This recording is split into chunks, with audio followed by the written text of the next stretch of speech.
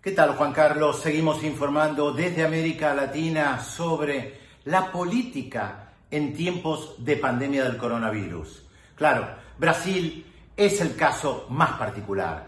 El presidente Jair Bolsonaro sale a las calles en manifestaciones, convoca a su gente para seguir movilizadas en las calles y además para mantener abierta la economía.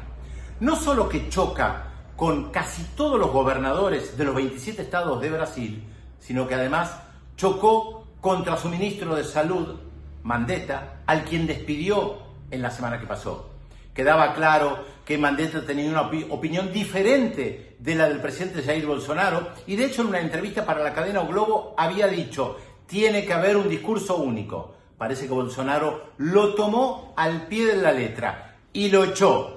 Discurso único, ahora con el nuevo ministro de Salud, todos a la calle, hay que seguir con la economía como de costumbre, en lo habitual, y si no, llamaremos al ejército para que nos apoye. I'm not going to do anything rash or hastily. I don't do that. But the country wants to get back to work. Our country was built to get back to work. We don't have a country where they say, hey, let's close it down for 2 years. We can't do that. Como venimos señalando, Juan Carlos, Jair Bolsonaro está solo con esta postura, por lo menos en América Latina y el Caribe, pero no en todo el continente, porque el presidente de los Estados Unidos, Donald Trump, está en sintonía con Bolsonaro, aunque a veces Bolsonaro parece una caricatura de Trump, y a veces también, hay que decirlo, Trump parece una caricatura de Bolsonaro. Pero ambos tienen la misma línea. Hay que ver qué pasa ahora con la relación con la República Popular de China después de los embates del presidente de los Estados Unidos en contra de la Organización Mundial de la Salud y, por supuesto, en contra de China.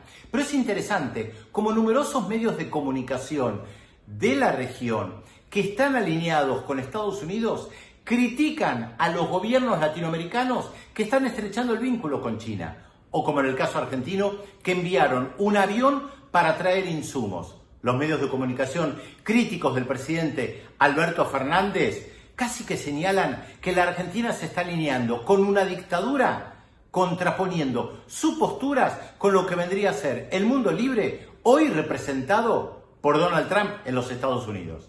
Ya de nuevo empiezan a hablar de que México, como se decía antes, es el hermano mayor en el caso de la América Latina y del Caribe.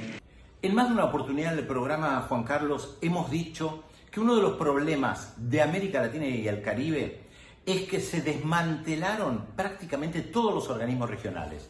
Los gobiernos de derecha, hegemónicos durante unos años, se empecinaron uno tras otro en destruir los organismos como la UNASUR, la Unión de Naciones Suramericanas, que agrupaba y agrupa todavía porque existe a los 12 países de América del Sur, el Mercosur o la Comunidad de Estados Latinoamericanos y Caribeños, la CELAC, cuya presidencia ahora está en manos de México. Y México está tratando de hacer esfuerzos para que se junten los ministros de salud, los diferentes organismos que pueden cooperar. La cooperación hoy es más importante que nunca. El problema que como los gobiernos de derecha miraban básicamente a Estados Unidos y no buscaban integrar a la región, en vez de cooperar entre ellos, lo que hicieron fue desintegrar los organismos.